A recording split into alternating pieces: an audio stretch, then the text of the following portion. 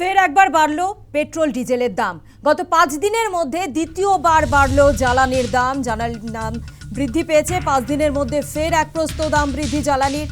আজ সকাল থেকেই নতুন দাম কার্যকর। পশ্চিম এশিয়া যুদ্ধের জের ফের মহার্ঘ পেট্রোল ডিজেলের। এর আগে 15ই মে দাম বেড়েছিল পেট্রোল ডিজেলের। 5 দিনের মধ্যে ফের এক প্রস্ত দাম বৃদ্ধি জ্বালানির। আজ সকাল থেকেই নতুন দাম কার্যকর। কলকাতায় পেট্রোলের নতুন দাম 109 টাকা 70 পয়সা।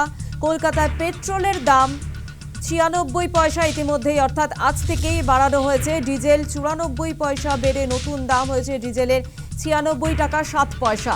আপনারা জানেন যে এর আগে 15ই মে দাম বৃদ্ধি করা হয়েছিল এবং 5 দিনের মধ্যে দ্বিতীয়বার জ্বালানির দাম বৃদ্ধি হলো।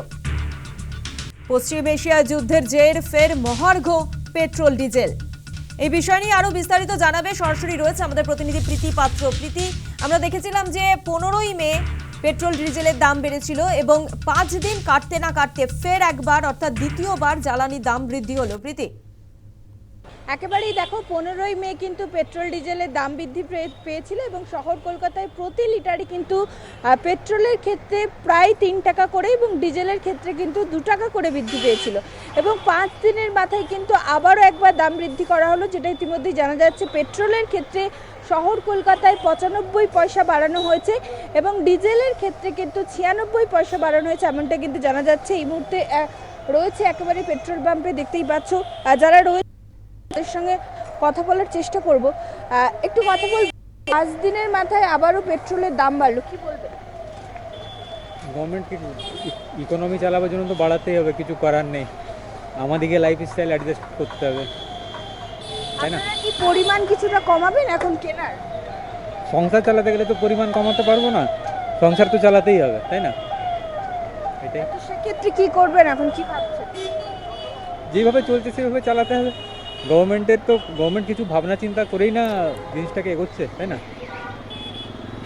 একেবারেই গভর্নমেন্টকে কিন্তু তারা সমর্থন করছেন। আরও রয়েছে, একটু কথা বলবো যে 5 দিনের মাথায় ফের একবার দাম বৃদ্ধি, কি বলবো?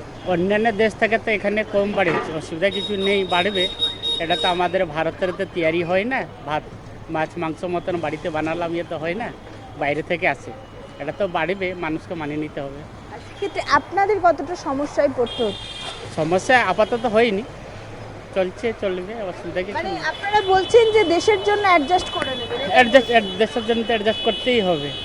এটা তো আমাদের বাড়ির তো তৈরি হয় না, বা ধানের মতন এখানে আমরা বানাই না, বাইরে থেকেই আসে।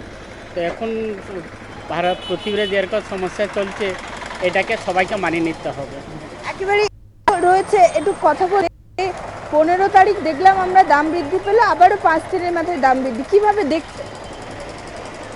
দাম তো আমরা একটু একটু করে বাড়তেই থেকেছে, মানুষের জীবনে তো এফেক্ট পড়ছে, কিন্তু আমাদেরকে এটাও তো দেখতে হবে যে তেলটা নিয়ন্ত্রণ হয় বাইরে থেকে, যে ব্যারেল প্রতি টাকাটা কেনা হয়, যে দাম হয় সেই অনুযায়ী রাজ্য সরকার একটা ট্যাক্স নেয়, কেন্দ্র সরকার একটা ট্যাক্স নেয়। রাজ্য সরকার যদি কিছুটা ছাড় দেয় বা কেন্দ্র সরকার ছাড় দেয়, তাহলে মানুষের জীবনটা একটু সহজভাবে হবে।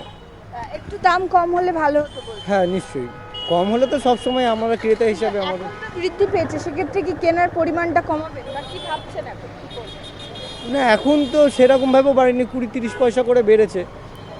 এখন যা হোক করে একটু চালিয়ে নেওয়া যায়, যদি গভর্নমেন্ট একটু কমায় তাহলে ঠিক আছে। একেবারেই দেখো, বুঝতেই পারছো, গ্রাহকরা তারা বলছেন দাম বৃদ্ধি পাওয়ায় তাদেরকে সমস্যায় অবশ্যই পড়তে হচ্ছে।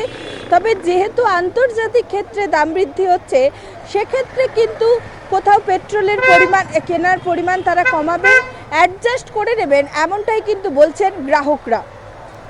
একেবারেই প্রীতি, বোঝা গিয়েছে যে দাম যখন বাড়ছে গ্রাহকরা তারাও বুঝতে পারছে যে দেশের জন্য এটুকু তো করতেই হবে। আপাতত ধন্যবাদ তোমায়।